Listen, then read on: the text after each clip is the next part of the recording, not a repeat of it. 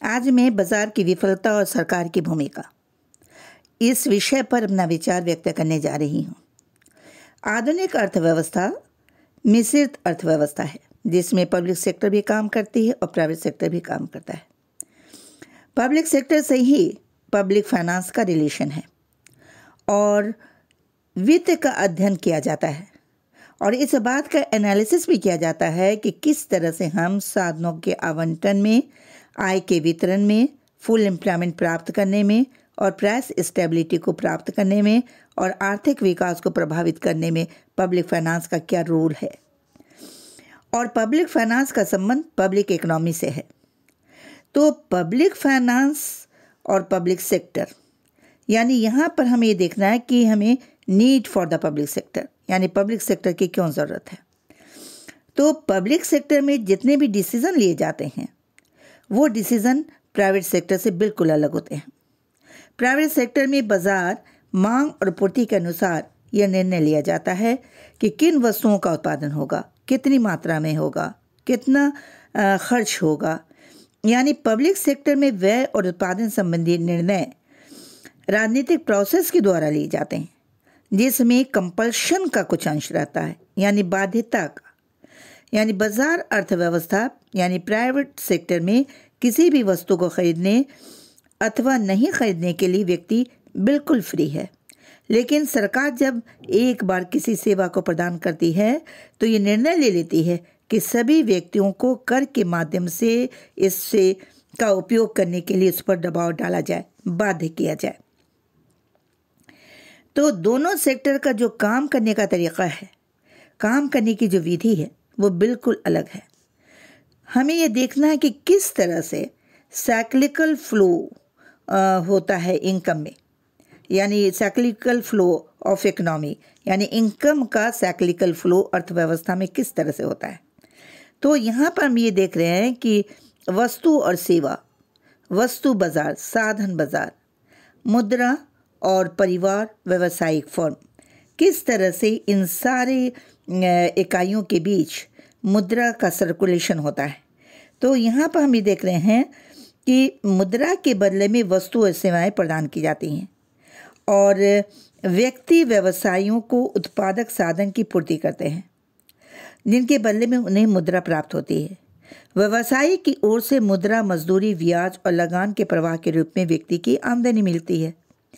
तो व्यक्ति इस आय को व्यवसायियों द्वारा उपलब्ध कराई गई जो वस्तुएं हैं, जो सेवाएं हैं, उस पर वो खर्च करते हैं और यह व्यय क्या होता है कि व्यवसाय की आमदनी हो जाती है और व्यवसायों की यह आय व्यक्ति द्वारा उपलब्ध किए गए उत्पादक के साधनों की खरीद पर खर्च की जाती है और यही खर्च व्यक्ति की आय होगी।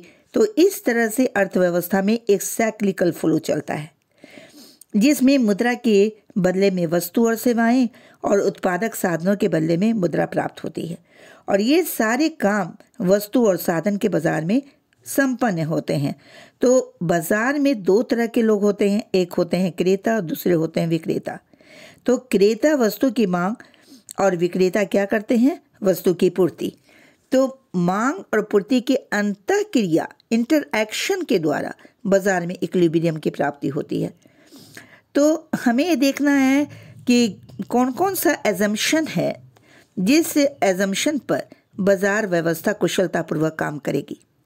जैसे कि सभी बाजार में परफेक्ट कंपटीशन, यानी यहाँ पर क्रेता और विक्रेता कीमत को स्वीकार करने वाले होते हैं, न कि कीमत को निर्धारित करने वाले होते हैं।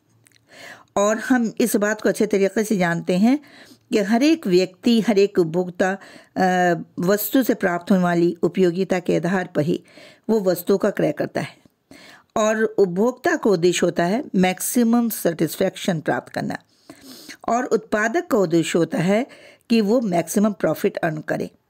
तो यहाँ पर हम ये देखते हैं कि उपभोक्ता अधिकतम संतुष्टि किस पॉइंट पर प्राप्त करेगा, जहाँ पर वस्तु की कीमत और उसकी सीमांत उपयोगिता एक दूसरे के बराबर हो जाएगी। और इस तरह से परफेक्ट कंपटीशन उस समय होगा जबकि प्रत्येक उद्योग में क्या होगा, लॉ ऑफ इंक्रीजिंग कॉस्ट, यानी वृद्धिमान लागत के अंतर्गत उत्पादन होगा और बाजार की अर्थव्यवस्था की आदर्श क्रिया के लिए बहुत ज़रूरी है कि वस्तु, सेवाएं और उत्पादक साधन में वो गुण पाए जाए जिसका आधार वर्जन का सिद्धांत हो।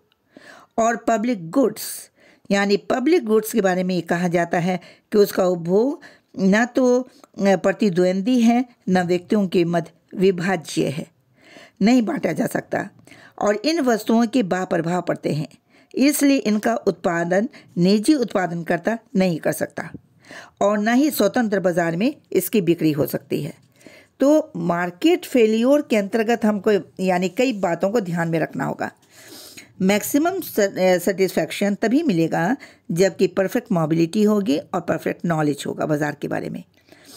तो किसी भी वास्तविक अर्थव्यवस्था में उपरोक्त सभी लक्षण का पाया जाना असंभव है, और अनेक क्षेत्रों में अगर मान लीजिए मोनोपोली है और कीमत द्वारा अवसर लागत प्राप्त नहीं हो पा रहा है और प्रभावों की उपस्थिति है, ह्रासमान लागत है, गतिशीलता का अभाव है, अपूर्ण ज्ञान है, तो ऐसी हालत में क्या होगा कि कुछ देर के लिए मान लें कि परफेक्ट कंपटीशन के लिए आवश्यक सभी गुण विद्यमान हैं, फिर भी बाजार व्यवस्था की कुशल क्रिया पर दो यानी यहाँ पर सीमाएं होंगी। बाजार व्यवस्था का उद्देश्य कुशल क्रिया है, न कि समानता। यानी मार्केट इकोनॉमी का उद्देश्य एफिशिएंसी से रिलेटेड है, ना कि वो समानता से रिलेटेड है। उन लोगों को भी ऊंची आय मिलेगी जिनके पास भूमि और पूंजी के वो स्वामी हों, और उन लोगों की आय कम होती है जो ना तो कुशल होते हैं और ना ही उनके पास भूमि होती है और ना पूंजी होती है। तो बाजार अर्थव्यवस्था यानी मार्केट इकोनॉमी का रिलेशन साधनों के आवंटन के स्थैतिक विश्लेषण यानी स्टैटिक एनालिसिस से है और विकास से नहीं, जो कि एक डायनेमिक एनालिसिस है। तो यहाँ पर हम ये देखते हैं कि इन सारे एनालिसिस के आधार पर ये कहा जाता है कि फ्री यानी इकोनॉमी, मार्केट इकोनॉमी अर्थव्यवस्था में वस्तुओं का उत्पादन कैसे करती है, उपभोक्ता के प्रेफरेंस के आधार पर करती है, और उत्पत्ति संबंधी जितने भी निर्णय लिए जाते हैं वो सारे के सारे निर्णय डिसेंट्रलाइज्ड होते हैं। इसलिए ये निष्कर्ष निकाला जाता है कि जब प्राइवेट सेक्टर उत्पादन कर रहा है उपभोक्ता के प्रेफरेंस के आधार पर और उसके निर्णय डिसेंट्रलाइज्ड हैं, तो सारे की सारी इकोनॉमी प्राइवेट सेक्टर को ही सौंप दी जाए। लेकिन ऐसा नहीं होता है, क्योंकि इकोनॉमी का एक भाग का संचालन गैर बाजार सिद्धांत के आधार पर होता है।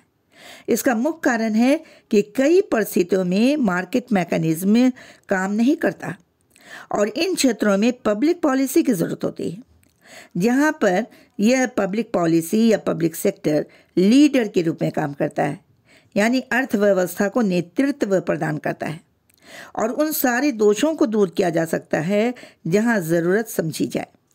यानी ये ऐसा कहा जाता है कि मार्केट मैकेनिज्म के उपयोग से उत्पादन के साधनों का कुशल उपयोग होगा और उत्पादनकर्ता उन्हीं वस्तु का उत्पादन करेगा जो उपभोक्ता चाहते हैं। तो ऐसे में वो न्यूनतम लागत पर यानी कम से कम कॉस्ट पर प्रोडक्शन करेगा। ये तभी संभव है जब साधन और वस्तुओं के बाजार में परफेक्ट कंपटीशन हो। इसका मतलब है कि आपका प्रवेश मुक्त यानी फ्री यानी ऐसी इकोनॉमी जिसमें कि आपके फर्म के प्रवेश पर कोई व्यवधान ना हो, उत्पादनकर्ता को बाजार का पूरा ज्ञान हो, और इन अवस्थाओं को सुनिश्चित करने के लिए क्या चाहिए, पब्लिक सेक्टर, पब्लिक रेगुलेशन, यानी यहाँ पर भी सरकार की ज़रूरत है, तभी सफलता मिलेगी। दूसरी बात यह है कि ये कहा जाता है कि पब्लिक सेक्टर की आवश्यकता इसलिए है कि जहाँ मार्जिनल प्रोडक्टिविटी यानी वृद्धि नियम की क्रिया के कारण प्रतिस्पर्धा अपूर्ण हो जाती है तथा आर्थिक साधनों का कुशल उपयोग नहीं हो पाता, वहाँ भी पब्लिक सेक्टर की ज़रूरत है। पब्लिक सेक्टर की ज़रूरत सुरक्षा के दृष्टिकोण से भी है और साथ ही साथ बाह्यता का सृजन, एक्सटर्नलिटीज़ का क्रिएशन ऑफ एक्सटर्नलिटीज़, इसके लिए भी पब्लिक सेक्टर की ज़रूरत है। मार्केट मैकेनिज्म की एक्टिविटीज़ ऐसी है जो उत्तराधिकार के नियम के कारण आय और संपत्ति के वितरण के असमान होने के कारण असमानता बढ़ती है और इसके लिए पब्लिक सेक्टर की ज़रूरत होती है। मार्केट इकोनॉमी में बेकारी और प्राइस इंस्टेबिलिटी की स्थिति, यानी ये सारे दोषों को दूर करने के लिए पब्लिक सेक्टर की ज़रूरत होती है। तो जिन क्षेत्रों में बाजार व्यवस्था असफल हो रही है वहाँ सरकार की ज़रूरत आ पड़ती है, लेकिन इस तथ्य को भी ध्यान में रखना चाहिए कि बाजार की प्रत्येक असफलता के साथ सरकारी क्रिया की ज़रूरत नहीं पड़ती है, क्योंकि बाजार व्यवस्था की कमी को दूर करने के लिए सरकार के पास उचित साधन और यंत्र होने चाहिए और ये ज़रूरी नहीं कि ऐसे साधन हमेशा मौजूद रहें। तो बाजार की विफलता ही सरकार की आवश्यकता का एक कारण नहीं है। प्रत्येक मानवीय समाज में कुछ ऐसी ज़रूरतें हैं, कुछ ऐसी आवश्यकताएं हैं जिसका कि समाज के सारे सदस्य उस वस्तु की आवश्यकता को महसूस करते हैं और इनकी संतुष्टि के लिए जिन वस्तुओं की ज़रूरत होती है उस वस्तु को हम कहते हैं पब्लिक गुड्स। इसका एक बहुत ही अच्छा उदाहरण है राष्ट्रीय सुरक्षा। ऐसी वस्तुओं का सर्वोत्तम उदाहरण कहा जाएगा। तो बाजार द्वारा उत्पादित वस्तुओं का ऑप्टिमम प्रोडक्शन और एक न्यूनतम नियमन के द्वारा संभव नहीं है। लॉ ऑफ कॉन्ट्रैक्ट्स और राइट टू प्रॉपर्टी को प्रभावी ढंग से लागू किए बिना बाजार में विनिमय की क्रिया संभव ही नहीं है। तो यहाँ पर हमको ये देखना है कि मार्केट का फेल्योर होना देश के विकास यानी सरकार के लिए, और सरकार ही मार्केट फेल्योर के सारे कारणों को, सारे दोषों को दूर कर सकती है, लेकिन सिर्फ एकमात्र उपाय सरकार नहीं है।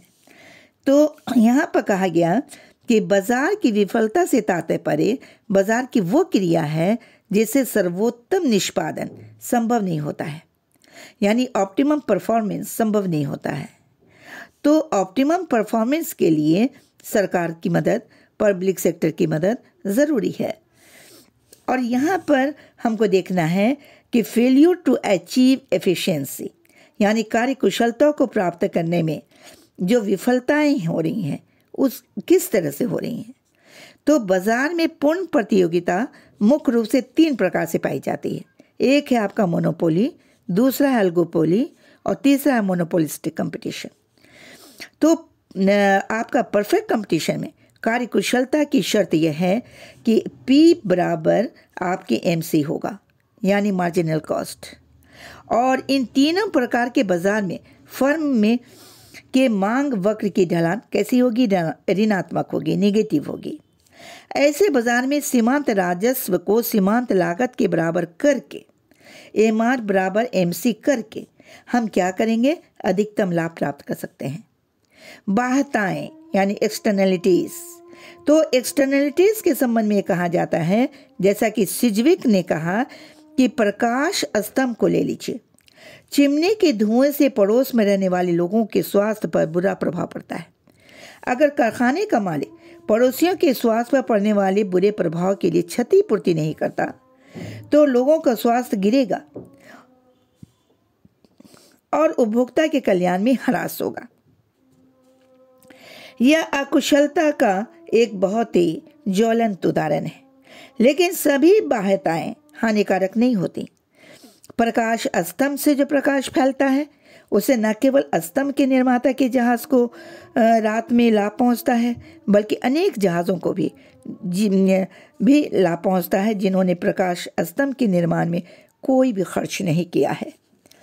तीसरी बात ये आती है कि अगर मान लीजिए कि बाजार की विफलता का कारण अपूर्ण सूचना है, इम्परफेक्ट इंफॉर्मेशन है, ऐसी स्थिति में हानि काफ़ी गंभीर हो जाती है। अगर पूरी जानकारी के अभाव में किसी दवा को खाने से रोगी की मौत भी हो सकती है और गंभीर स्थिति ये कहलाएगी। तो अपूर्ण जानकारी के कारण विनिमय में शामिल दोनों पक्ष के लेन देन की शक्ति असमान हो जाती है और जिस पक्ष के पास अधिक सूचना होगी वो पक्ष अधिक स्थिति का फायदा उठाएगा। इससे बाजार यंत्र की कुशल क्रिया पर क्या असर पड़ेगा? प्रतिकूल प्रभाव पड़ेगा। दूसरी तरफ हम ये देखते हैं कि कुछ ऐसी संपत्ति है जिस पर किसी एक व्यक्ति का अधिकार नहीं होता, बल्कि वो पब्लिक प्रॉपर्टी है जिसमें पब्लिक का राइट है। महासागर की मछलियों पर किसी एक व्यक्ति का अधिकार नहीं होता। उसी तरह कुछ आपके पब्लिक यानी चारागाह, सार्वजनिक चारागाह होते हैं जहाँ सभी की मवेशियाँ चरती हैं। अगर किसी एक मछुए द्वारा अधिक मछली पकड़ने से अन्य मछुओं को कम मछलियाँ मिलती हैं, वह इससे लागत के रूप में नहीं लेगा, यद्यपि समाज के लिए यह एक लागत है। उसी तरह अगर एक चरवाहे द्वारा गायों को चराने से अन्य चरवाहों की गाय को कम घास मिलती है तो वह चरवाहा लागत के रूप में इनकी गिनती नहीं करेगा। यानी यहाँ पर कहने का मतलब यह है कि ऐसे बाजार के विकेंद्रित निर्णय से संभव नहीं है। इसके लिए समाज के द्वारा योजना बनानी चाहिए। और बाजार की विफलता का कारण है संपत्ति पर व्यक्तिगत अधिकार न होना और सामूहिक अधिकार का होना। और दूसरी बात है आपका पब्लिक गुड्स जैसे ऊपर हमने देखा कि जिस तरह से अभी हमने इस बात को पूरी तरह से बताया है कि राष्ट्रीय प्रतिरक्षा, पुलिस सुरक्षा, मौसम संबंधी सूचना, प्रकाश स्तंभ आदि ऐसे सभी उदाहरण हैं। जब एक बार पब्लिक गुड्स का उत्पादन हो जाता है तो यह प्रत्येक व्यक्ति को उपलब्ध होती है और इसके उपयोग को केवल उन्हीं लोगों तक सीमित नहीं रखा जा सकता जो इसके लिए कीमत का भुगतान करते हैं। इस कारण निजी बाजार द्वारा लोक वस्तु की कार्यकुशलता, एफिशिएंट अमाउंट का उत्पादन संभव नहीं है, क्योंकि एक बार जब इसका उत्पादन हो जाता है या उत्पादन, तो उसे हम कहते हैं एफिशिएंट और ऑप्टिमम नहीं होगा और इसके उपयोग के लिए लोगों को भुगतान करने के लिए बाध्य करना असंभव होगा। वस्तुतः बाजार पब्लिक गुड्स का उत्पादन करने में विफल रहता है जब कभी कीमत का भुगतान नहीं करने वालों को उसके उपभोग से वंचित नहीं रखा जा सकता है। इन दशाओं में समाधान तभी संभव है जब सरकार इनका उत्पादन करे और इसका भुगतान के लिए कर लगाए। तो इस तरह से हम ये देखते हैं कि कई बातों में यानी market failure to achieve other social objectives, यानी हमें यहाँ पर देखना है कि बाजार व्यवस्था की ताकत इस बात में है कि अधिकांश स्थितियों में विकेंद्रित व्यवस्था द्वारा इसके आदर्श परिणाम निकलते हैं, किंतु सामाजिक लक्ष्यों जैसे आय का समान वितरण को प्राप्त करने में सफलता नहीं मिलती। जैसे आय का वितरण, बाजार व्यवस्था में देखा जाए कि आय का वितरण किस तरह होता है। इन लोगों को मोटी आय प्राप्त होती है जिनकी सेवाओं की मांग पूर्ति की तुलना में बहुत अधिक होती है। दूसरी ओर जिन व्यक्तियों की सेवाओं की मांग पूर्ति की तुलना में अधिक नहीं होती है, उन्हें सामान्य आय प्राप्त होती है। और इस व्यवस्था का लाभ यह है कि आय में भिन्नता लोगों को मांग के अनुसार समायोजन करने की प्रेरणा देती है। आय के वितरण में समानता लाने के प्रयास के परिणाम स्वरूप कीमत व्यवस्था की कुशल क्रिया संभव नहीं है और इस तरह कार्यकुशलता तथा समान वितरण के मध्य संघर्ष होगा। आय के पुनर्वितरण की क्रिया से वस्तुओं और सेवाओं के कुल उत्पादन में ह्रास होता है। लिप्से और क्रिस्टल का कहना है कि निर्धनों को 1 रुपया अधिक देने पर कुल उत्पत्ति में 1 रुपया से ज़्यादा कमी आ जाती है। इस प्रकार पुनर्वितरण की क्रिया कुशलता में ह्रास लाती है। शोषण की रक्षा, यानी सरकार नियमन की अनुपस्थिति में लोगों द्वारा शोषण हो सकता है, जैसे चाइल्ड लेबर एक उदाहरण है। और उसी तरह से हम देखते हैं कि सरकार को उस अवस्था में नियमन करना होता है जब व्यक्ति अज्ञानता, दूरदर्शिता के कारण अपने लाभ और भलाई के हित में काम नहीं करता। उदाहरण के लिए स्कूटर या मोटरसाइकिल चलाने के समय हेलमेट न लगाना, मोटर गाड़ी चलाते समय सीट बेल्ट न बांधना, नशीली दवाओं का सेवन करना। आवश्यकता यह है कि लोगों के उन्मुक्त चयन, फ्री चॉइस में हस्तक्षेप करके अपनी ही गलतियों से उन्हें बचाया जाए। व्यक्तियों के उन्मुक्त चयन में इस हस्तक्षेप को बहुत इम्पोर्टेंट माना जाता है और इस तरह से हम मार्केट फेल्योर को हम सरकार के हस्तक्षेप के द्वारा, पब्लिक इंटरप्राइज के द्वारा, पब्लिक सेक्टर के द्वारा हम दूर कर सकते हैं और हमारे यहाँ मार्केट फेल्योर की समस्या का निराकरण हो सकता है।